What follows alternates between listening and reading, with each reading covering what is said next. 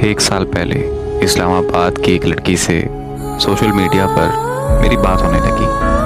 वो बहुत ही ज़्यादा तन्हा और दुखी थी क्योंकि वो जिससे मोहब्बत करती थी वो उसे धोखा देकर किसी और का हो चुका है। शायद कि उस वक्त उसे किसी के सहारे की ज़रूरत थी, इसीलिए वो मुझसे अपना दुख दर्द शेयर करने लगी।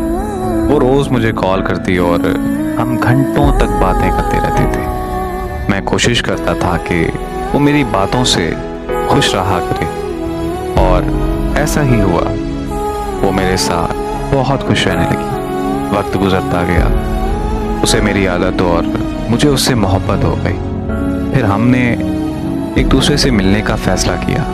वो मुझसे मिलने के लिए इस्लामाबाद से लाहौर आ गई। लाहौर में हमने एक साथ बहुत अच्छा वक्त गुजारा और फिर 2 दिन बाद वो वापस इस्लामाबाद चली गई। उसके वापस चले जाने के बाद हमें लड़ाइयाँ शुरू हो गईं। लड़ाइयों की वजह उसका गुजरा हुआ कल था, क्योंकि उसे लगने लगा था कि मैं भी उस शख्स जैसा इंसान हूँ जिसे उसने धोखा दिया था। मैंने उसे बहुत समझाने की कोशिश की कि हर इंसान एक जैसा नहीं होता, लेकिन वो मेरी बात मानने को तैयार ही नहीं थी। और वो मुझे हर बात पर यही ताने देती थी कि तुम भी उसी जैसे हो। मुझे उसके ये अल्फाज बहुत ज़्यादा तकलीफ देते थे, लेकिन मैं बर्दाश्त कर जाता था क्योंकि मुझे उससे बेपनाह मोहब्बत थी। हमारा दिन ब दिन ताल्लुक़ ख़राब होता जा रहा था। मेरे मसरूफ़ होने पर वो मुझसे लड़ाई करती थी। शायद उसे लगने लगा था कि मैं किसी और को टाइम देता हूँ, लेकिन मेरा खुदा गवाह है कि मैं सच में मसरूफ़ होता था, क्योंकि मैं नौकरी करता था और मर्द को अपना घर चलाने के लिए काम करना पड़ता है। लेकिन वो चाहती थी कि मैं हर वक्त उसी से बात करता रहूं। फिर एक दिन मेरा वीज़ा आ गया और मैं बाहर के मुल्क जाने के लिए तैयारियां करने लगा।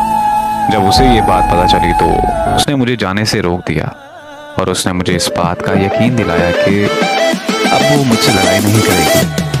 मैं उसके कहने पर रुक गया क्योंकि मैं भी उससे दूर नहीं होना चाहता था। फिर हम में सब कुछ ठीक चलने लगा और ऐसा लगने लगा कि बहुत जल्द हम एक हो जाएंगे। लेकिन कुछ दिनों बाद वो फिर से मुझसे बात बात पर लड़ाई करने लगी। इस पर लड़ाइयों की वजह फिर से उसका गुजरा हुआ कल था। वो उस लड़के से फ़ोन पर राब्ते पर थी जिसे उसने धोखा दिया था। वो लड़का किसी और से शादी करने जा रहा था, लेकिन फिर भी वो उससे राब्ते में थी।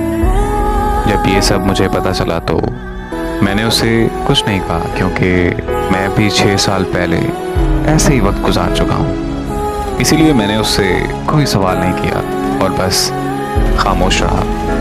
और फिर जिस दिन उस लड़के की शादी थी, उसी दिन उस लड़की ने किसी और के धोखे का बदला मुझसे ले लिया। उसने मुझे हमेशा हमेशा के लिए छोड़ दिया। मैं खामोश होने के अलावा कुछ नहीं कर सका। अब वो किसी और के और मैं उसके हिजर में ज़िंदगी काट रहा हूँ।